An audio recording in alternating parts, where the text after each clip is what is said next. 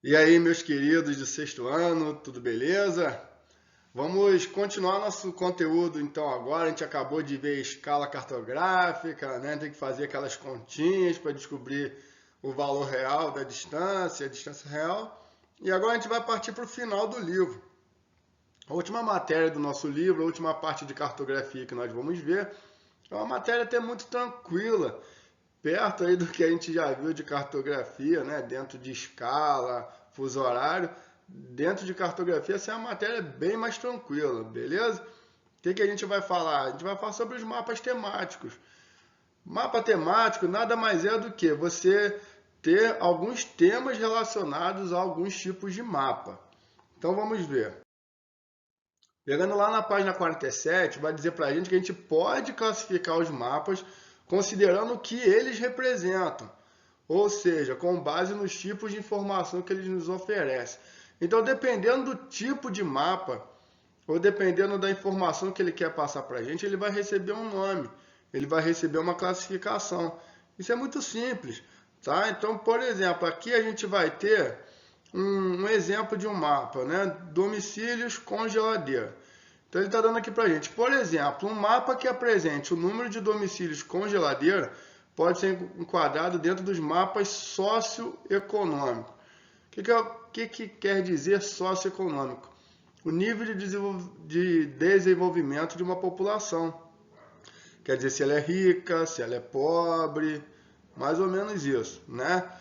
Então ele pegou como exemplo os domicílios com geladeira.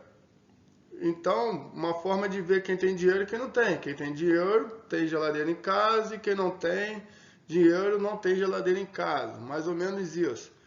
E ele mapeou isso, né?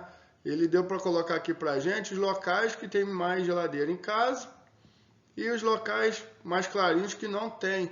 Isso dá para ver, de certa forma, onde a galera é mais desenvolvida, onde é menos, onde a parte do país é mais desenvolvida, onde é menos. Isso é um mapa socioeconômico, pode ser, tem vários tipos de mapas socioeconômicos que podem medir o nível de desenvolvimento das pessoas. Beleza? Isso foi só um exemplo. A gente pode ter, como ele disse aqui pra gente, mapa físico, a gente pode ter os mapas culturais, a gente pode ter os mapas políticos, a gente pode ter os mapas históricos. Depende do objetivo do mapa e da informação que ele quer passar pra gente. Vamos ver alguns exemplos? Então a gente pode ter, por exemplo, o mapa físico, esse é o mapa de clima. Por que físico? Porque ele está passando para a gente uma característica física do território. Mas se fosse um mapa de relevo, também seria físico. Um mapa de vegetação também seria físico. Beleza? Então todos esses mapas que vão mostrar características físicas de algum lugar, ele é um mapa físico. Mapa de bacia hidrográfica, isso tudo a gente ainda vai estudar durante o ano ainda. Beleza? Outro tipo de mapa, um mapa de línguas oficiais é considerado um mapa cultural. Por que ele é cultural? Porque cultura está relativa ao hábito, ao modo de vida das pessoas. E a forma de falar, de se comunicar é um hábito cultural. Por isso que esse tipo de mapa ele está mapeando, está dividindo os países de acordo com a língua que eles falam. Beleza? Português, espanhol, mapa cultural. Podemos ter um mapa histórico, que é um outro tipo de mapa, antigo, utilizado, né, principalmente lá no início da cartografia. Hoje em dia a cartografia ela não utiliza mais esses mapas históricos, mas por um período ele foi muito importante. E para encerrar, o mapa político, que é o mais comum. O que é o mapa político? Aquele que mostra as divisões dos territórios. Divisão de países, divisão de municípios, divisão de estados. A única função dele é mostrar realmente ali a localização de cada componente, de cada estado, de cada país, dependendo do que ele for. Dá para a gente ver que nesses mapas eles vão modificar de cor. São utilizadas várias cores, né? E para isso, essas cores não foram feitas de qualquer forma. Algumas cores são padronizadas, beleza? Ou seja, algumas cores são convencionadas. E aí a gente vai estudar isso mais para frente, beleza? Daqui a pouco a gente vai falar disso. Da mesma forma que alguns mapas desses não são feitos de qualquer maneira. Existe toda uma regra para se fazer mapa. E a gente já vem estudando isso.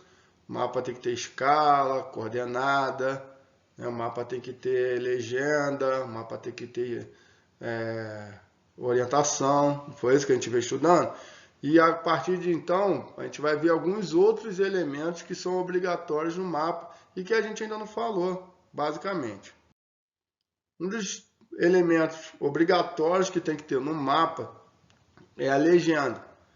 O que é a legenda? A legenda ela serve para representar, na verdade, para identificar para a gente, mostrar para a gente o que um símbolo ele está representando no mapa. Então, pegando aqui, ó, as legendas no mapa são representadas por meio de uso de diferentes símbolos. Os símbolos, galera, o que eu quero que vocês entendam? A maioria são convenções cartográficas.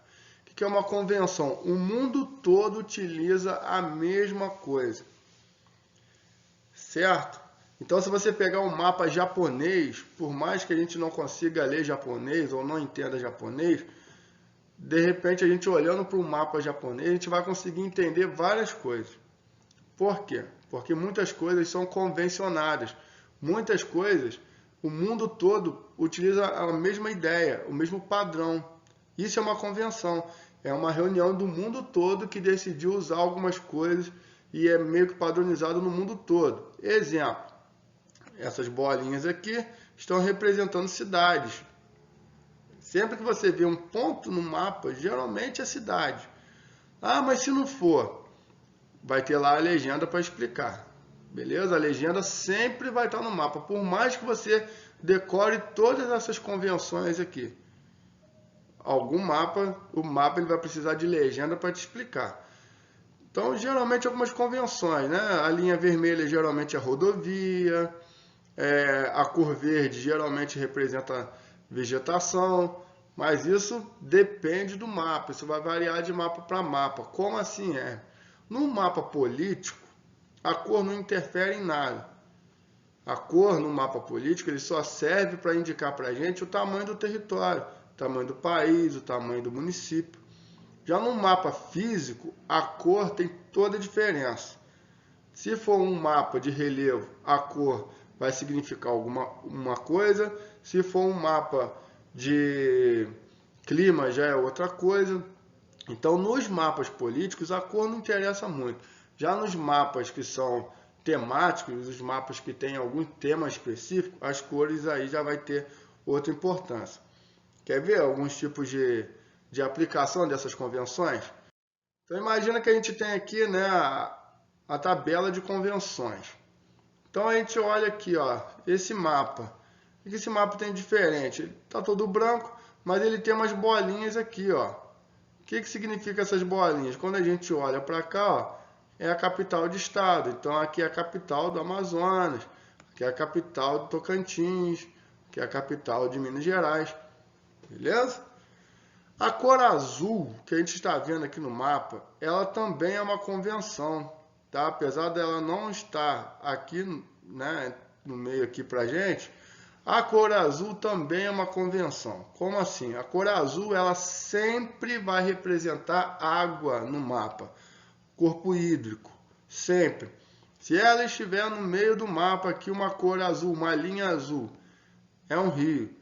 Se tiver uma voltinha lá no meio do continente, é um lago. Se estiver aqui no meio do oceano, como eu já disse, é um oceano, é um mar, é água. Teve azul no mapa, é água. Beleza? Então algumas convenções aí que a gente pode gravar, mas não precisa gravar, porque todo mapa vai ter legenda. Mas é só uma forma de a gente entender que geralmente vai aparecer assim. Tá? A linha preta geralmente ela vai mostrar o limite de um lugar com o outro, como são essas linhas aqui, e por aí vai. Vamos ver outros exemplos. Se aparecer esse tipo de mapa aqui, como eu estava falando para vocês, o azul ele representa água. Então dá para a gente crer que essa parte aqui é o que? É o mar. E essas linhas aqui no interior do continente, ela vai ser o que? Rio.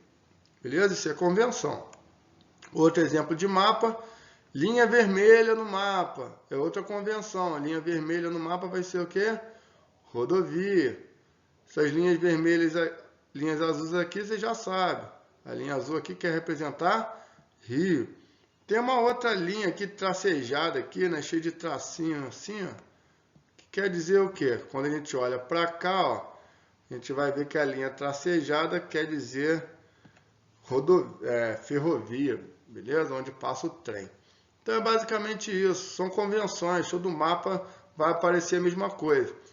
Mas agora, se não precisa ficar gravando aí os símbolos, precisa ficar gravando aí as convenções, porque vai aparecer no mapa, beleza? Vai aparecer na legenda.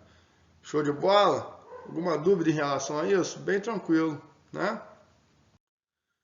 Aqui a gente já entra numa questão um pouco mais complicadinha, que requer um pouquinho mais de abstração da gente. Como assim? A gente tem que trabalhar um pouco agora com a mente, um pouco com a mentalidade, com a nossa imaginação, para poder entender esse tipo de elemento que aparece no mapa às vezes, tá? Não é comum nos mapas políticos, nos mapas que nós vamos estudar em sala de aula, aparecer esse tipo de elemento que nós vamos ver agora. Que elemento? O que a gente vai chamar aqui de curvas de nível. Curvas de nível. Para que serve a curva de nível? Para representar o perfil topográfico de um lugar. Hermes, o que é isso? Nada mais é do que o relevo, tá? Então é uma forma da gente mapear, representar o relevo. Só que a gente tem um problema, né? Vamos pensar.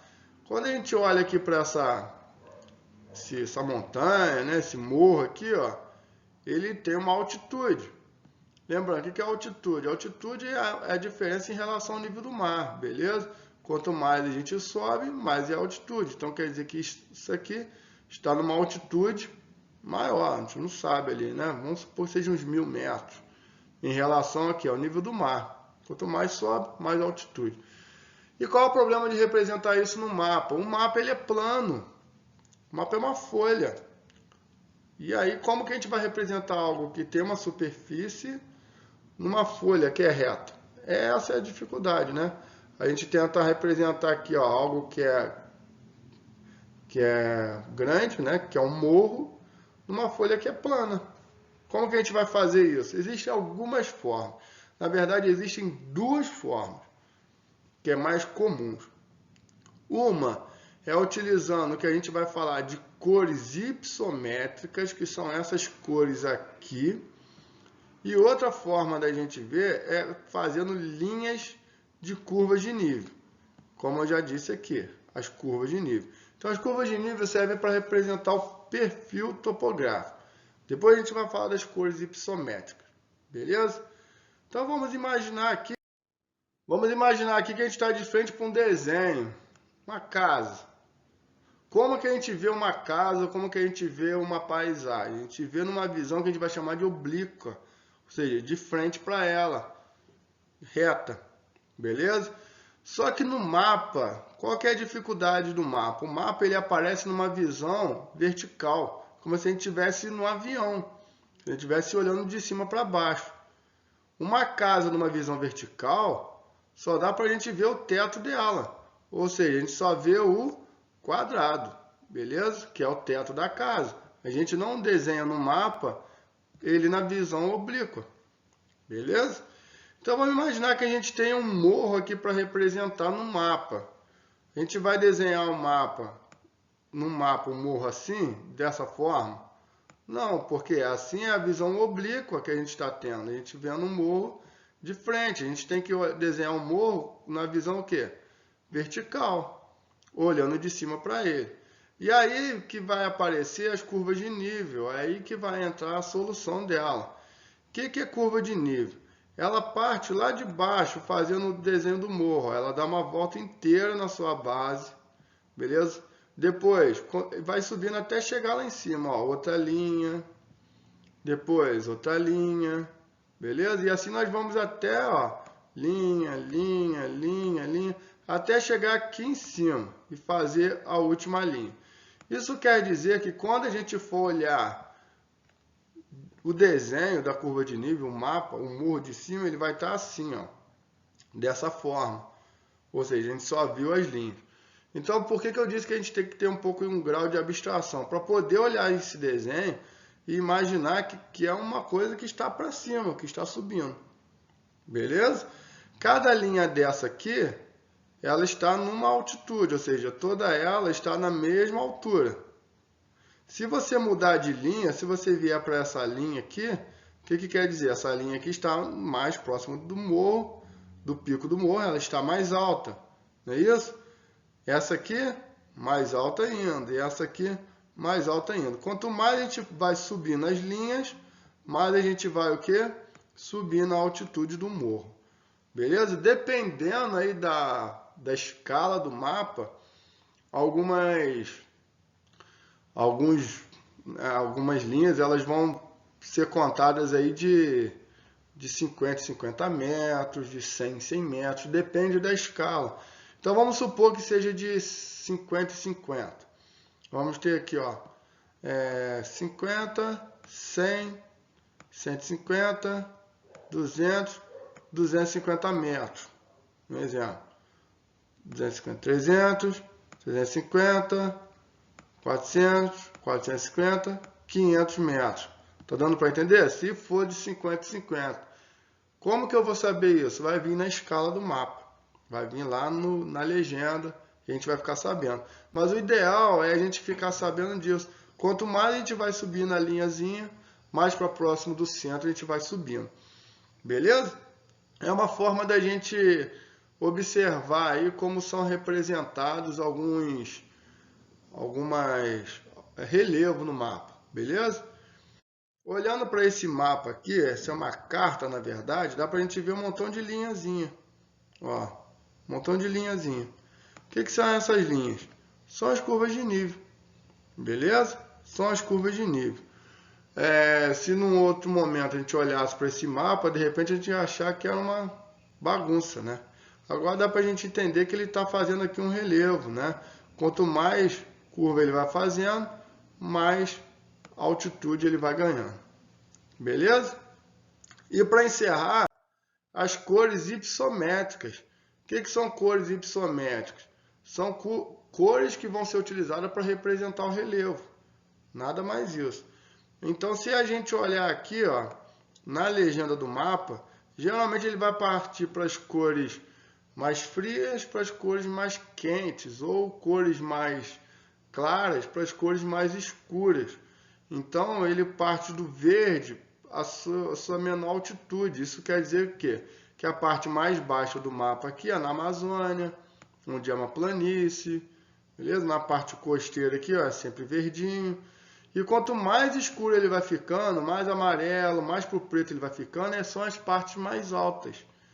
É uma outra forma de se representar relevo também. Então dá para a gente ver que essa parte aqui é a parte mais alta do mapa. Quem está nessa parte aqui está mais no alto do que quem está aqui embaixo. Por que a gente utiliza a cor e linha de curva de nível? Exatamente por isso, porque é difícil a gente representar relevo em uma coisa que é plano, uma coisa que tem uma altitude, tem uma altura, numa folha plana. Então essas são as duas formas. E é basicamente isso, galera. É muito simples. Toda vez que vocês verem um mapa físico e quanto mais escuro for, vocês vão vendo que o relevo é maior. Isso a gente vai utilizar muito aqui em geografia, a gente vai utilizar muito quando a gente for estudar, até lá no 9º ano, quando a gente for olhando o mapa físico dos lugares que a gente for estudar, mapa físico do Brasil, da Ásia, da África, da Europa, sempre vai ter esses conceitos aí. Então é importante você já aprender desde agora, para quando a gente chegar lá na frente, der de cara com o mapa desse, você saber do que a gente está falando. Beleza, galera? Eu vou passar um exercício simples sobre isso aqui e a gente encerra esse livro, encerra essa matéria de cartografia. Ó. Passamos aí por cartografia, espero que todo mundo tenha entendido a matéria, tenha entendido, né, o que eu consegui explicar aqui, tentei explicar. E a gente vai na próxima aula, né, semana que vem, abrir o livro do volume 2. Beleza, galera? Um grande abraço, um grande beijo, fiquem com Deus.